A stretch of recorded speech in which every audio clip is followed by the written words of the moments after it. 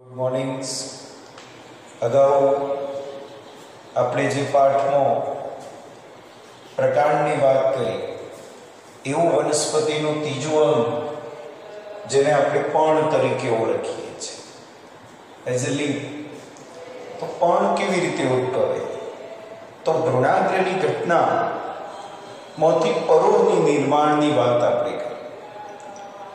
પરોળ નિર્માણ જે થઈ રહ્યું છે એ પ્રકાંડની કોઈક શાખા, એટલે કે એવું કહી શકાય કે પ્રકાંડના કોઈ ભાગમાંથી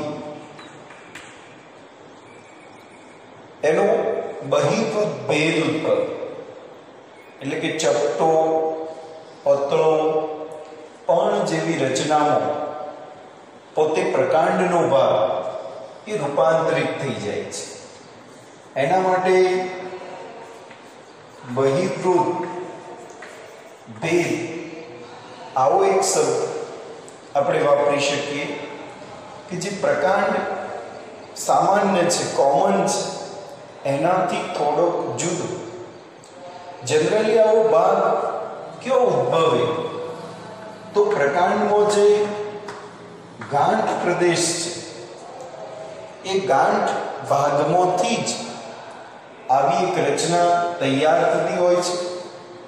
તેઓ મિત્રો બીજી વ્યવસ્થા એક કક્ષ કલિકાનું પણ નિર્માણ થતું હોય છે, જેમાંથી નવી શાખા ઉદ્ભવે, પુષ્પ ઉદ્ભવી શકે, પુષ્પ વિન્યાસની રચના થઈ શકે. તો એવી કક્ષનું નિર્માણ જો ગાંઠનો ભાગ છે, માનો આ પ્રકાંડની ગાંઠનો ભાગ છે, તો એની ઉપર આવી રીતે પર્ણનું નિર્માણ થતું હોય છે. અને આ જે ભાગ બને એની કક્ષ કલિકા કહેશું, આને એની ગાંઠ કહેશું, અને આ રચના એનું પર્ણ બનતું હોય છે. સામાન્ય રીતે આપણે પર્ણનું અવલોકન કરેલું હોય તો પર્ણમાં કેટલા ભાગ આવે, કેવી રચનાઓ આવે, એની માહિતી આપણને બુકમાં આપેલી છે.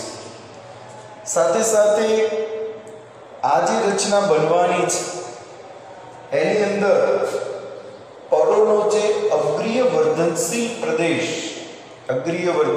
પ્રદેશ એને કહેશું કે જે અગ્રભાગમાં આવેલી પેશી છે, સતત કોષ વિભાજન પામી અને વૃદ્ધિ પામવાની વ્યવસ્થા સાથે જોડાયેલી છે.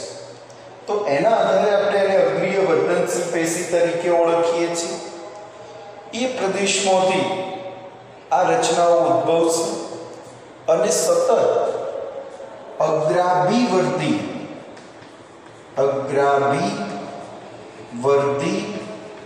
ક્રમો, અગ્રાભિવર્ધી ક્રમ એટલે એક પણ અહીંયો ફરી ઉપર, ફરી એમ ઉપરના ભાગે આમ સતત વિકસતું જાય, એના માટે શબ્દ વપરાય છે અગ્રાભિવર્ધી. અને ક્રમો એટલે 1 by 1. તો એ રીતે એની વૃદ્ધિ આપણને જોવા મળતી હોય છે. આ સિવાય આપણી બુકમાં એવી વ્યવસ્થા લખેલી છે કે પર્ણનું મુખ્ય કાર્ય શું? તો આપણે નાના ધોરણોમાંથી ભણતા આવીએ છીએ કે પર્ણ એ વનસ્પતિનું રસોડું છે. અને રસોડું કેમ? તો પ્રકાશ સંશ્લેષણ નામની એક ક્રિયા છે મિત્રો. 12 સાયન્સની અંદર આપણને આ પાઠ મૂકવામાં આવતો, એ હવે 11 સાયન્સની અંદર આપણે દ્વિતીય સત્રમાં આવો પાઠ શીખીશું કે પ્રકાશ સંશ્લેષણ એટલે શું. તો પ્રકાશ સંશ્લેષણની ક્રિયાનું મુખ્ય વ્યવસ્થા, મુખ્ય આધાર એ પર્ણ રહેશે. અને પર્ણની અંદર આપણને આ ક્રિયા જોવા મળશે, જેના ભાગ સ્વરૂપે વનસ્પતિ ખોરાક બનાવશે. જેથી આપણે નાના ધોરણોમાં કહેતા કે પર્ણ એ વનસ્પતિનું રસોડું છે. આવો મિત્રો, પર્ણ જો વનસ્પતિનું રસોડું છે તો એના કેટલાક ભાગ જોઈએ કે જ્યારે આપણે પર્ણનું નિદર્શન કરીએ છીએ અથવા પર્ણ જોઈએ છે તો એમાં આપણને આવી કેટલીક વ્યવસ્થાઓ જોવા મળે છે, જેને વનસ્પતિમાં પર્ણના જુદા જુદા ભાગો તરીકે આપણે ઓળખીએ છીએ.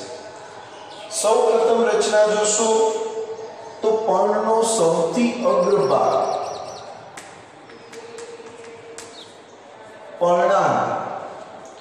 પર્ણનો સૌથી અગ્રભાગ એટલે આપણે એને પર્ણાગ્ર તરીકે ઓળખીએ છીએ.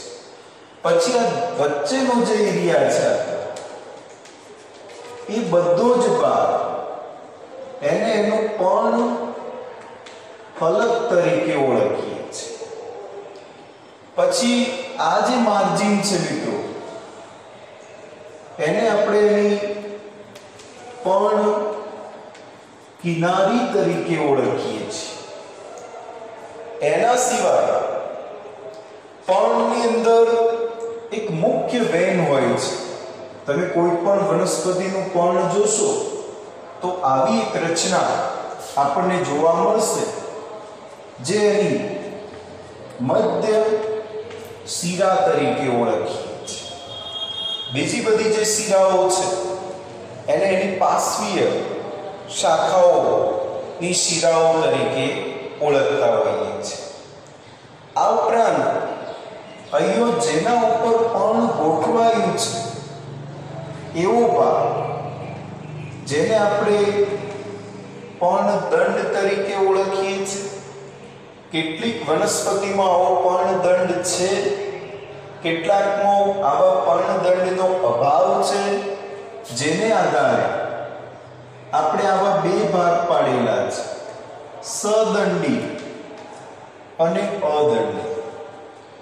જે વનસ્પતિ આવો પર્ણદંડ ધરાવે એને આપણે સદંડી તરીકે ઓળખીએ છીએ, અને જે વનસ્પતિ આવો પર્ણદંડ ધરાવતું નથી એને આપણે અદંડી તરીકે ઓળખીએ છીએ.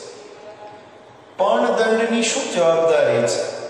તો પોતાની જે પર્ણ છે, તમે જોયું હોય તો આપણને એવું ખબર છે કે સૂર્યમુખીનું ફૂલ એ સૂર્ય સામે સતત મૂવમેન્ટ કરે, પરંતુ જો ધ્યાનથી જોઈએ તો વનસ્પતિના બધા પર્ણ પણ સૂર્ય સામે જ મૂવમેન્ટ કરે.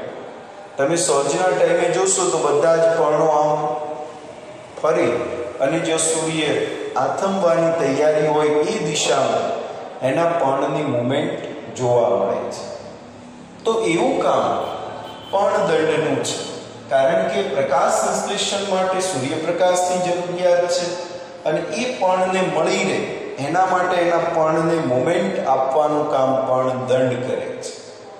આ સિવાય કેટલીક વનસ્પતિમાં તમે મિત્રો અહીંયા જોશો તો આવો ફૂલેલો ભાગ જોવા મળશે.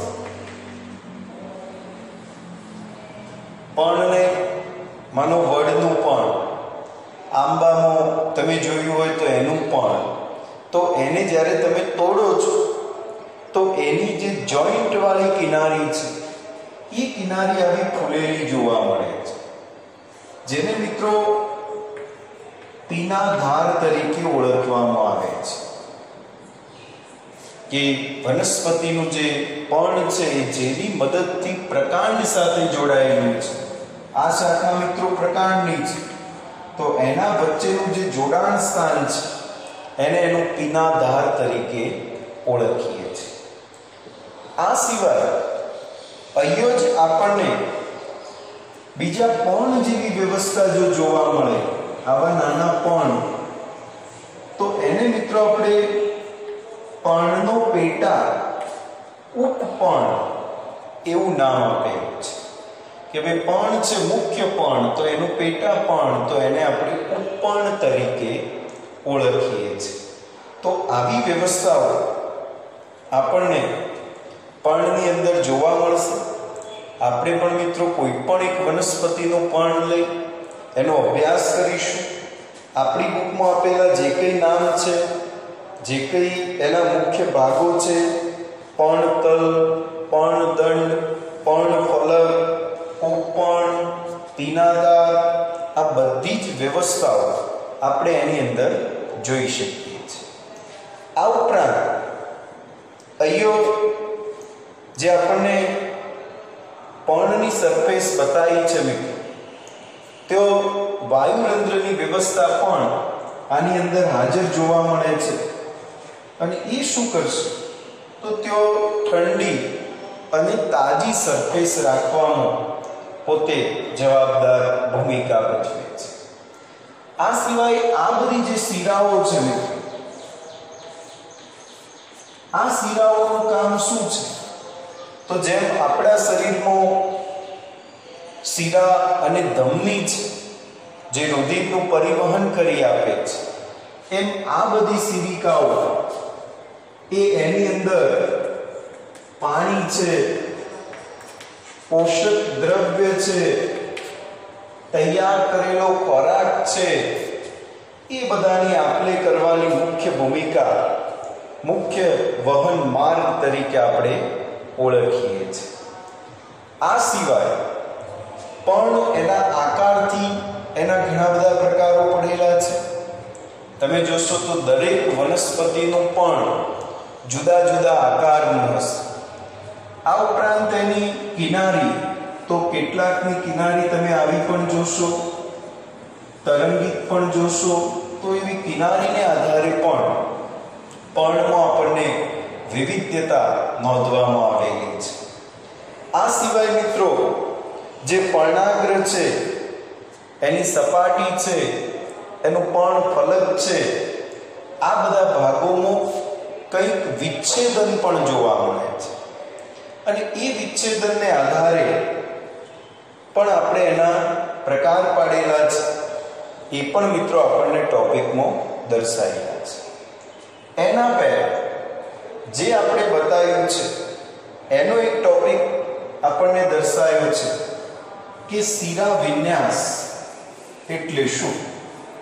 એવો નાનો પ્રશ્ન હું તમને આકૃતિ એટલા માટે રાખું છું કે એની અંદર જ આપણે એની રચના જોઈ લઈએ કે ભાઈ શિરા વિન્યાસ કોને કહેવાય. એક શબ્દ મિત્રો આપણે અહીંયા વારંવાર વાપરવાના છે, જેનું ટાઇટલ છે વિન્યાસ. એનો મતલબ થાય છે ગોઠવણ કરવી. તો શિરાઓની ગોઠવણ કરવી, એને આધારે એનું ટાઇટલ બન્યું શિરા વિન્યાસ. તો પર્ણ ફલકમાં શિરાઓ અને શિરિકાઓની ગોઠવણી તમે મિત્રો ઓળખશો કે પર્ણ ફલક એટલે કયો ભાગ, એમો શિરાઓ એટલે કયો ભાગ, અને એમો પેટા શિરિકાઓ. આ બધાની ગોઠવણને શિરા વિન્યાસ તરીકે ઓળખીએ છીએ.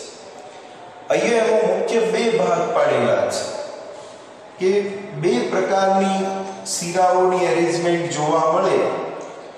એમાં એક છે તો જાલાકાર અને બીજો છે તો સમાંતર શિરા વિન્યાસ.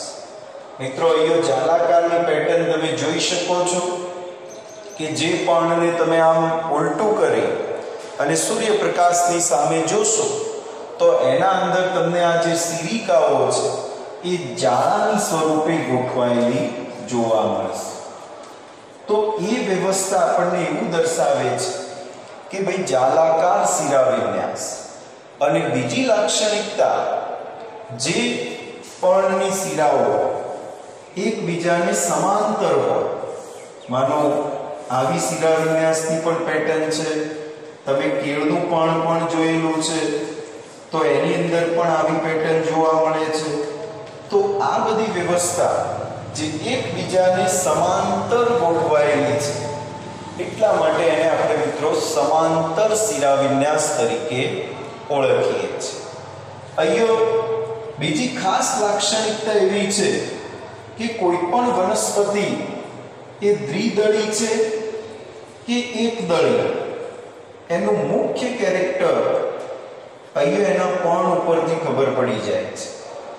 જો એનો શિરા વિન્યાસ જાલાકાર હોય તો સીધી લીટીમાં આપણે કહી શકીએ કે આ વનસ્પતિ દ્વિદળી છે. અને જો એનો શિરા વિન્યાસ સમાંતર હોય તો આપણે કહી શકીએ કે એક દળિત છે. આ ઉપરાંત પણ જે શિરાઓની પેટર્ન દર્શાવવામાં આવે છે ને એને આધારે એના ઘણા બધા ભાગ પાડવામાં આવે છે, પરંતુ જૂની બુકમાં થોડીક વાત કરેલી છે કે જે સમાંતર શિરા વિન્યાસ છે, જાલાકાર શિરા વિન્યાસ છે, એમાં પાછા બે પેટા પ્રકાર પડે છે, જેમાં એક શીરી અને આવો બીજો એક પ્રકાર છે મિત્રો જેને બહુશીરી તરીકે ઓળખીએ છીએ. બહુશીરી શિરા વિન્યાસ એમાં પણ પાછા બે પ્રકાર પાડવામાં આવે છે, જેમાં અપસારી અને બીજો અભિસારી. આવી પેટર્નો મિત્રો આપણને બતાવેલી છે, પરંતુ આપણે અહીં સુધી રાખીએ કે એક શીરી એનો મતલબ કે એક મુખ્ય શિરા હોય. જે તમે પર્ણ દોર્યું છે એ પર્ણમાં જો કોઈ શિરા એક જ મુખ્ય હોય તો એક શીરી કહેવાય, અને બહુશીરીમાં તમે જોઈ શકો છો તો એક કરતો વધારે શિરાઓ એની મુખ્ય હોય તો એને આપણે બહુશીરી કહીશું. એવું નથી મિત્રો કે બહુશીરી એ માત્ર સમાંતર હોય. બહુશીરી પણ જાલાકાર શિરા વિન્યાસમાં હોઈ શકે, જેમ કે એરંડીનો પર્ણ તમે જોશો તો એમાં એના પર્ણો એકબીજાથી દૂર એની શિરાઓ જતી હોય તો અપસારી, અને જો એકબીજા સાથે જોડાતી હોય તો અભિસારી પેટર્નમાં આપણે એને મૂકીએ છીએ. તો આ મિત્રો આપણને 11 સાયન્સની અંદર જે ટોપિક બનાવેલો છે એને થોડોક શોર્ટ આઉટ કરેલો છે અને આપણને એની અંદર દર્શાવેલો છે. એનાથી આગળ જઈએ તો અહીંયા આપણને જે શિરા વિન્યાસની પેટર્ન દર્શાવી છે એના પછી બીજી પેટર્ન જે મૂકેલી છે એનું ટાઇટલ છે કે પર્ણના પ્રકાર જણાવો. તો પર્ણના પ્રકાર કેવી રીતે પાડવા? તો આપણે અગાઉ વાત કરી હતી કે ભાઈ પર્ણ ફલક, તો પર્ણ ફલકની જે વ્યવસ્થા દર્શાવી છે એની ગોઠવણીને આધારે એમાં કેટલું છેદન થયું છે, કેટલું છેદન નથી થયું, એને આધારે આપણે મુખ્ય બે પ્રકાર પાડેલા છે. જેમાં પહેલી વ્યવસ્થા કે ભાઈ સાદું પર્ણ, અને બીજી વ્યવસ્થા જેને આપણે કહીશું સંયુક્ત પર્ણ. તો સાદું પર્ણ કોને કહેવું અને સંયુક્ત પર્ણ કોને કહેવું? તો બંને માટે એક જ શબ્દ યાદ કરવાનો છે, પર્ણ ફલક. હવે પર્ણ ફલક એટલે શું? તો અહીંયા આપણે આકૃતિ દોરી હતી કે કોઈ પણ વનસ્પતિનું પર્ણનો જે આ સરફેસનો ભાગ બને આ એનું પર્ણ ફલક કહેવાય. જો આ સરફેસ માં ક્યાંય છેદન થયેલું ના હોય અથવા જો છેદન થયું હોય સતો એની જે મધ્ય શિરા છે આ વચ્ચે દર્શાવેલી છે એ મધ્ય શિરા છે તેઓ સુધી ના પહોંચેલું હોય, માનો આવું અડધું છેદન થયું તો પણ એ પર્ણ એને આપણે સાદા પર્ણ તરીકે ઓળખીએ છીએ. સમજો, કોઈ પણ વનસ્પતિનું પર્ણ લેજો, તમે એને જોશો તો એની પર્ણ કિનારી ઉપર છેદન થયું હશે, પરંતુ એ છેદન મધ્ય શિરા સુધી પહોંચ્યું ના હોય. બરોબર, એટલે કે ત્યાં સુધી પહોંચવામાં હજુ સુધી થોડીક જગ્યા હોય. જો કે આ ઉદ્વિકાસની વાત છે, જેમ જેમ ઉત્ક્રાંતિ થાય છે એમ એમ એનું છેદન વધતું જાય છે એવું વૈજ્ઞાનિકોએ નોંધ્યું છે. પરંતુ જ્યાં સુધી છેદન પૂરું નથી થઈ ગયું ત્યાં સુધી આપણે એને સાદું પર્ણ તરીકે ઓળખીએ છીએ. એના સામે સંયુક્ત પર્ણની વ્યવસ્થામાં એવું છે મિત્રો કે આ એક પર્ણ જ છે, પરંતુ એનું જે છેદન છે એ આવી રીતે થઈ અને એની સ્વતંત્ર પર્ણિકાઓ બની ગઈ છે. આ બધી પર્ણિકાઓ છે. તમે મિત્રો લીમડાનું ડાળી જોઈ હશે તો એને ધ્યાનથી જોશો તો તમે જે તોડો છો એ પર્ણ નથી, એક પર્ણિકા છે. પરંતુ પર્ણ કયું? તો એની મુખ્ય પ્રકાંડ સાથે લાગેલી આખી જે ડાળી છે એ ખરેખર આવું પર્ણ હતું. બરોબર, ભૂતકાળની અંદર.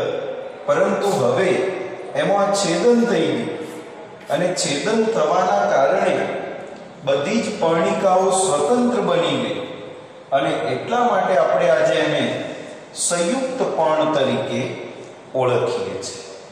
હું માનું છું કે તમને બંને વચ્ચેનો એક મુખ્ય તફાવત કે પર્ણફલક, તો જેનું આખું સાજું છે અથવા તો મધ્ય શિરા સુધી કોનું છેદન થયું નથી એ બધાને સાદા પર્ણમાં મૂકવા અને જેનું છેદન થઈ ગયું છે એને આપણે સંયુક્ત પર્ણ તરીકે ઓળખશું. તો એવી વ્યવસ્થા આપણને અહીંયા દર્શાવેલી છે. સાદા પર્ણ અને સંયુક્ત પર્ણ બંનેમાં એનો જે પર્ણ દંડ જોશું એની કક્ષમાં કલિકા હાજર હશે, પરંતુ સંયુક્ત પર્ણમાં એના કક્ષની કલિકા હાજર જોવા મળતી નથી. તો એ પણ મિત્રો આઈડેન્ટિફાઈ સ્વરૂપે આપણે કહી શકીએ કે બંનેના પર્ણદંડ, તો આનો પર્ણદંડ આ છે મિત્રો, તો અહીંયા કલિકા જોવા મળે. આ સાદું જ છે તો એને તો ત્યાં જોવા મળશે કક્ષ કલિકા. બરોબર, તો આ વ્યવસ્થા પર્ણિકાઓ જે છે એની અંદર આપણને અહીંયા કોઈ એવી રચના જોવા મળતી નથી. તો સમજી લેવું કે આ એનું સંયુક્ત પર્ણની વ્યવસ્થા છે અને આ એની પર્ણિકા છે. હવે તમારા મગજમાં કેટલાક ઉદાહરણો ખુલશે જેમાં તમે જોઈ શકશો કે આવું સાદું પર્ણ કહેવાય અને સંયુક્ત પર્ણ કહેવાય. એક સિમ્પલ ઉદાહરણ, માનો જાસૂદનું પર્ણ, તો પણ તમે જોઈ શકો છો જાસૂદ છે, વડ છે, આંબો છે, તો બધા સાદા પર્ણો છે. સામે તમે લીમડી જોઈ શકો છો, તો એ પર્ણ એ સંયુક્ત પર્ણની વ્યવસ્થા દર્શાવેલી છે. આ સિવાય સંયુક્ત પર્ણની અંદર એના સામાન્ય ધરી જે છે, એટલે કે આ એની અક્ષ છે મિત્રો, આ ભાગ, એ અક્ષને આધારે એના બે પ્રકાર પાડેલા છે. જેમાં એક પેટર્ન છે, સમજો મિત્રો, કોના ભાગ છે? તો સંયુક્ત પર્ણના બે ભાગ.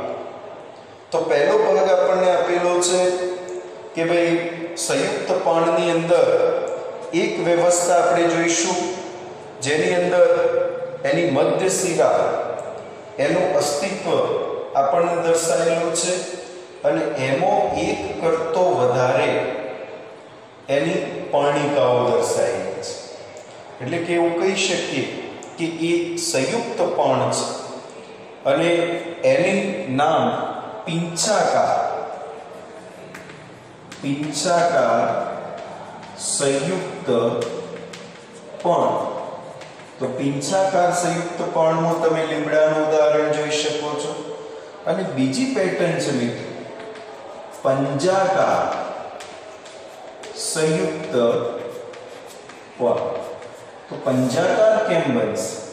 તો મિત્રો આપણા હાથનો જે પંજો છે એવી રીતે જો એની અક્ષ ફેલાયેલી હોય તો એને આપણે પંજાકાર સંયુક્ત પર્ણ તરીકે ઓળખીએ છીએ. જેમાં એની પર્ણિકાઓ એ એક જ સામાન્ય બિંદુથી જોડાયેલી હોય છે. એનો મતલબ કે પંજાકાર સંયુક્ત પર્ણમાં તમે યાદ કરશો તો આવી એક વ્યવસ્થા જોવા મળશે અને એના અંદરથી આવી એની મુખ્ય શિરાઓ એ અલગ પડશે અને એનું પર્ણફલક આવી રીતે એનું છેદન થયેલું હશે.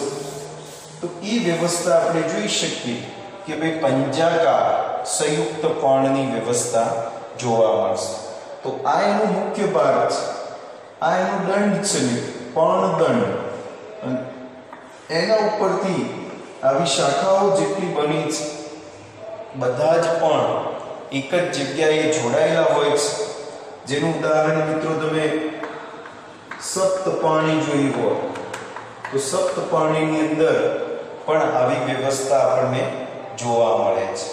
તો આ ઉપરાંત તમે સીમળો જોયો તો બુકમાં આપણને સીમળો ઉદાહરણ આપેલું છે.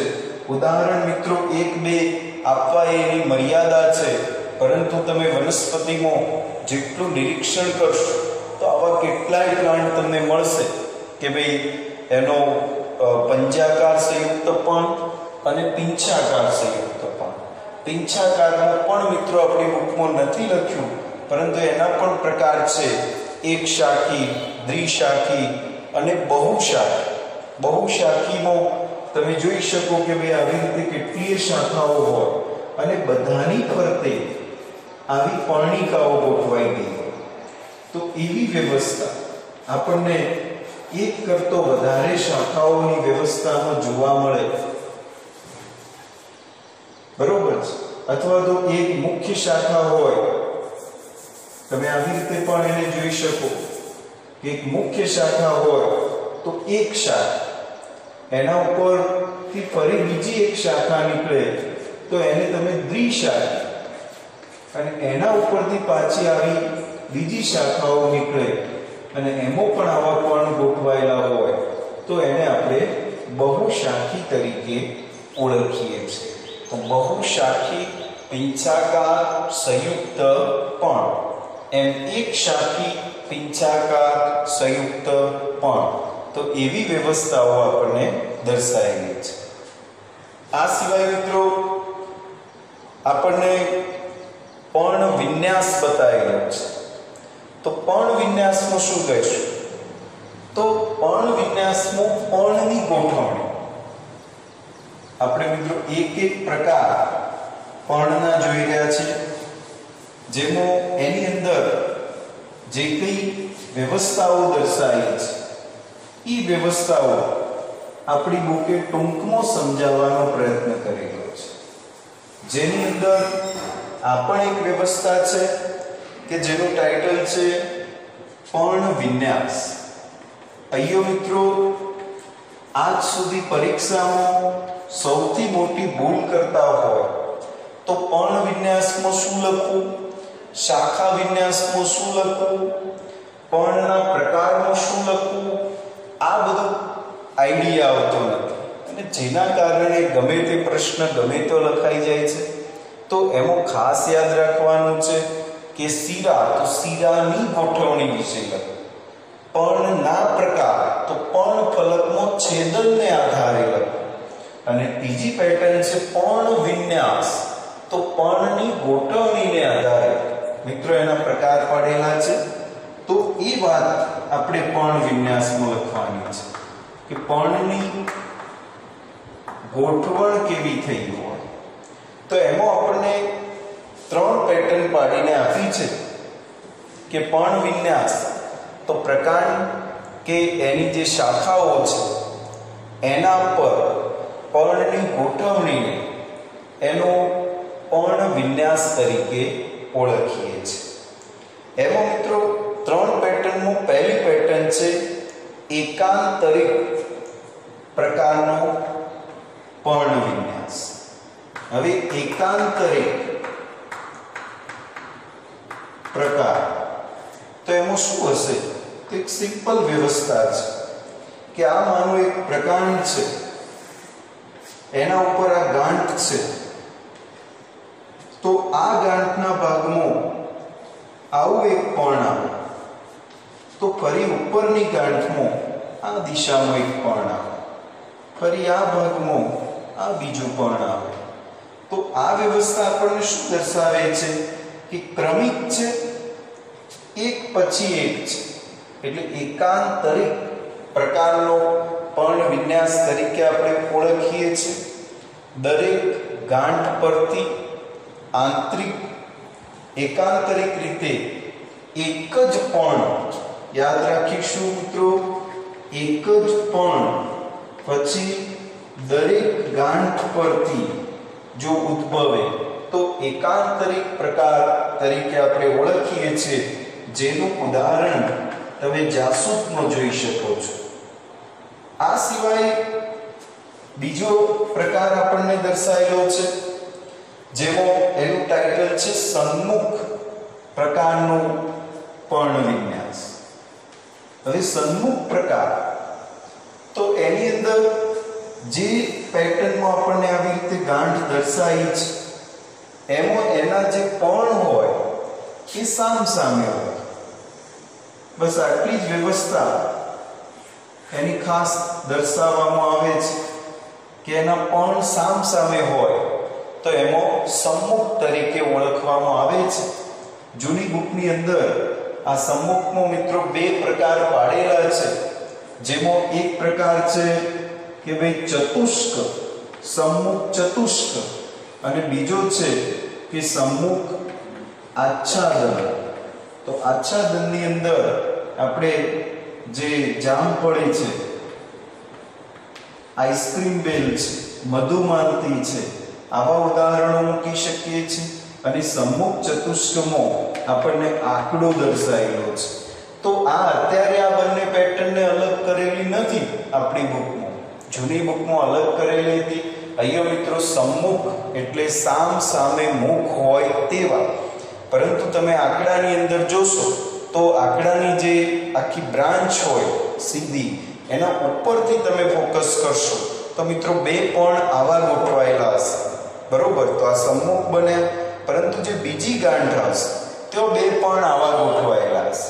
એટલે કે ઉપરના પર્ણથી નીચેના પર્ણ એ બિલકુલ ચતુષ્ક વ્યવસ્થામાં ગોઠવાય છે, એકબીજાને કાટખૂણે. જો પર્ણ આવું છે તો ઉપરનાનું આવું પર્ણ હશે, બરોબર. એટલા માટે એને સમ્મુખ ચતુષ્ક આ વ્યવસ્થા તરીકે ઓળખતા હતા. અને આચ્છાદનમાં એવું છે મિત્રો કે બે પર્ણ હોય તો એના બીજી ગોઠ ઉપર આવેલા બે પર્ણ એ એકબીજાને આવી રીતે આમ ઢોકતા હોય છે, એટલે એ વ્યવસ્થામાં એને આપણે આચ્છાદન તરીકે ઓળખતા હતા. અને ત્રીજી પેટર્ન છે મિત્રો, જેને આપણી બુકમાં આપી છે ભ્રમીરૂપ. તો એની અંદર આવી એક શાખા છે, એની ઉપર જે ગાંઠ હોય તેઓથી એક કરતો વધારે આવા પર્ણ ઉદ્ભવે તો એવી વ્યવસ્થાને આપણે ભ્રમીરૂપ પર્ણ વિન્યાસ તરીકે ઓળખીએ છીએ, જેનું ઉદાહરણ સપ્તપર્ણી આપેલું છે. અહીંયા મિત્રો સપ્તપર્ણી ઉદાહરણ આપણે યાદ રાખવાનું છે. સૌથી વિશેષ વ્યવસ્થા મિત્રો એવી છે કે આપણે દરેક પ્રશ્નમાં જે ઉદાહરણ આપેલા છે એ બહુ મહત્વના છે. આ પ્રશ્નો તૈયાર કરવા માટે પણ મિત્રો આપણે ફિલ્ડ વર્ક કરવું પડશે, થોડાક એવા પ્લાન્ટ જોવા પડશે જેના ઉપર ખરેખર આવી ગોઠવણી છે. બીજી વ્યવસ્થા એના પ્રશ્નો જોવા પડશે, જેમાં પહેલો પ્રશ્ન છે કે ભાઈ પર્ણ એટલે શું, એના સમજૂતી આપો. બીજો પ્રશ્ન છે શિરાવિન્યાસ સમજાવો.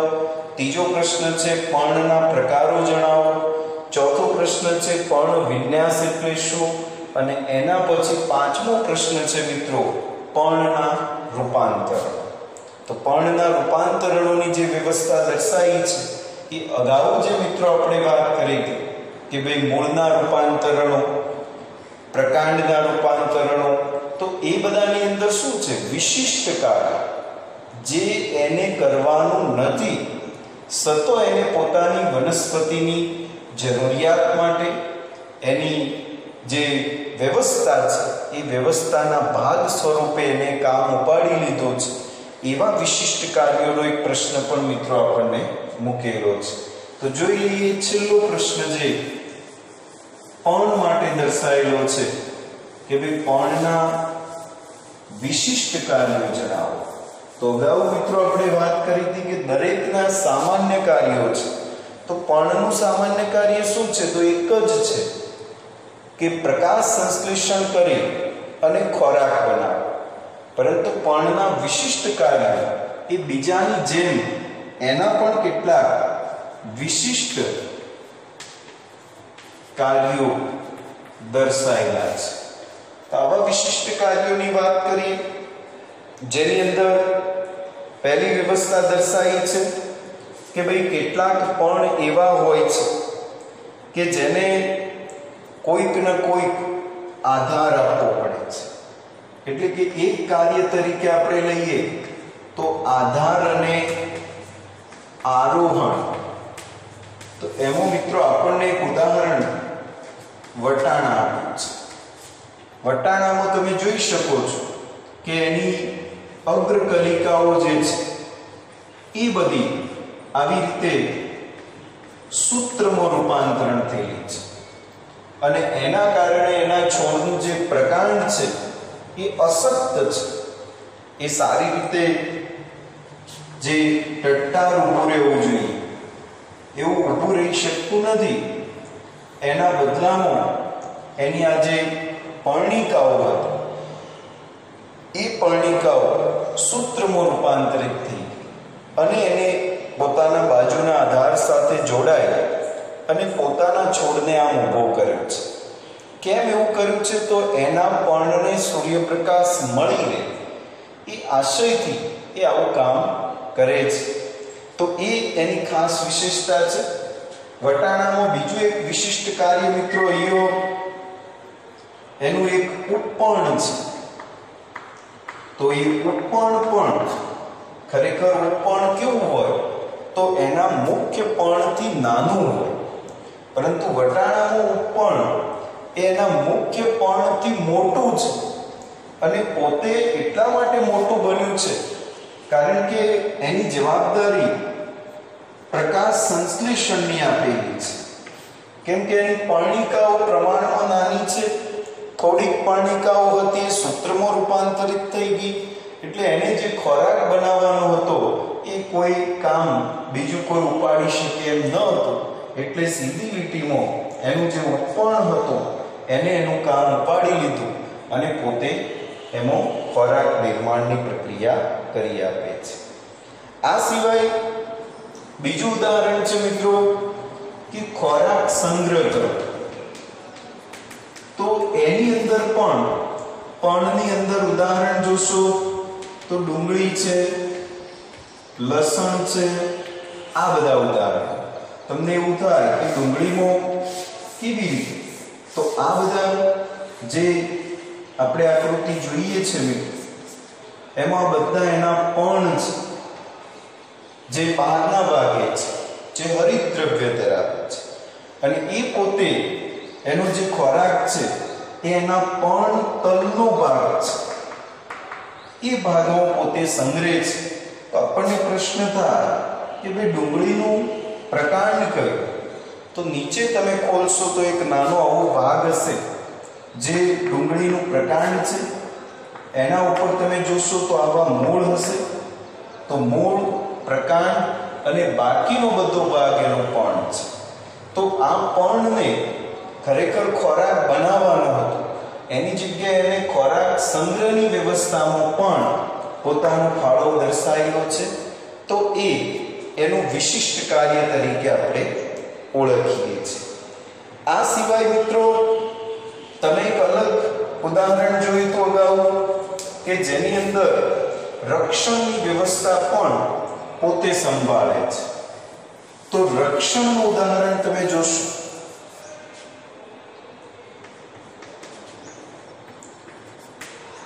તો એનું ઉદાહરણ ફાફડા થોર છે. ફાફડા થોરમાં મિત્રો તમે જોયું છે કે આવી એક રચના એના પ્રકાંડની છે અને એના ઉપર આપણે અગાઉ વાત કરી હતી કે આ જે કંટક છે એ કંટક કોણ છે? તો એના પર્ણ છે. તો પર્ણની મદદથી પોતે કંટકીય રૂપાંતરણ કરે અને પોતાની વનસ્પતિને રક્ષણ પણ આપે છે.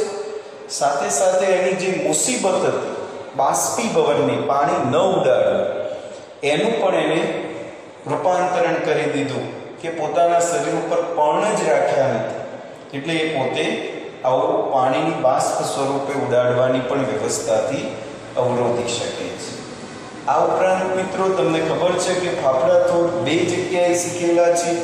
એક પ્રકાંડમાં શીખેલા છે જે પ્રકાશ સંશ્લેષણ કરે છે અને આ મિત્રો આપણે જે અત્યારે શીખીએ છીએ પર્ણમાં શીખીએ છીએ, જો કંટકીય રૂપાંતરણ કરી અને એને રક્ષણનું કાર્ય કરી આપે છે.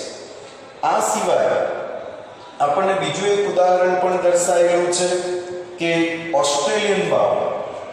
તો ઓસ્ટ્રેલિયન બાવળની અંદર મિત્રો આપણને પર્ણદંડ, અગાઉ આપણે જોયું કે પર્ણદંડ કોને કહેવાય. તો પર્ણદંડ એટલે માનો કે આ પ્રકાંડની ગાંઠ છે, તો અહીંથી આવો એનો પર્ણદંડ બને છે અને અહીંયો આ મિત્રો એની પર્ણિકાઓ છે.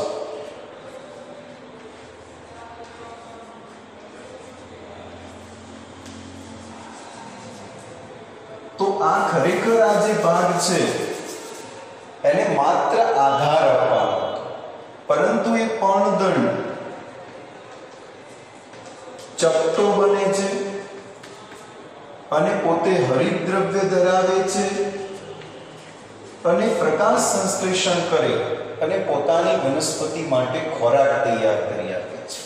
તો આ પણ એક ઉદાહરણ ઓસ્ટ્રેલિયન બાવળનું આપેલું છે કે જેની અંદર એનો પર્ણદંડ એ પર્ણનો ભાગ છે અને વિશિષ્ટ કાર્ય કરી અને પોતાની વનસ્પતિને મદદરૂપ થાય છે.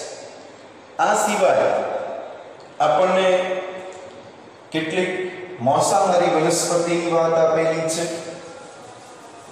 મિત્રો વનસ્પતિ માંસાહારી એવું આપણા મગજમાં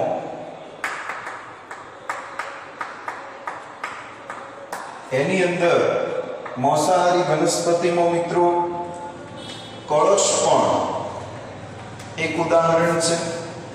બીજું ઉદાહરણ આપણને મૂકેલું છે કે મીનપાસ, મક્ષીપાસ, મક્ષીપાસ કરીને ઉતારેલું છે એક ઉદાહરણ. કળશ પર્ણની અંદર આ એની પર્ણની રચના છે મિત્રો. નેટ ઉપર તમે સર્ચ કરશો તો કળશ પર્ણની એક આકૃતિ જોવા મળશે. આવી એક વ્યવસ્થા છે જે મક્ષીપાસ તરીકે ઓળખીએ છીએ અને કળશ પર્ણની અંદર મિત્રો આવી એક રચના દર્શાવવામાં આવશે જેમાં એક કળશ જેવી રચના છે. તો કળશ એ પર્ણનું રૂપાંતરણ છે અને કોઈ પણ જીવા જે નાના કીટક છે એ કળશની જે સપાટી છે ત્યાં બેસવા આવશે, એની એક સુગંધ હશે, એની એક ચોક્કસ એટ્રેક્શન હશે. જેવા બેસશે ત્યાં સરફેસ એકદમ પતળી હોવાથી અંદર એ સ્લીપ થઈ જશે અને સીધે સીધા કળશ પર્ણની અંદર જશે. કળશ પર્ણની અંદર મિત્રો આવા રોમ હોય છે. એ રોમ શરૂઆતમાં આવી રીતે હોય, પણ જ્યારે આવી કોઈ સેન્સિટિવ વસ્તુ અંદર દાખલ થાય તો આ બધા રોમ એકબીજા સાથે આવી રીતે ગુચ્છ બનાય અને ઉપર બ્લોકેજ કરી, એટલે જે અંદર રહેલો કીટક છે એ અંદર ગુંગળાઈ જશે. પછી એવા પાચક રસોનો સ્ત્રાવ કરે જેનાથી ઓગળી જશે અને એનું શોષણ કરશે.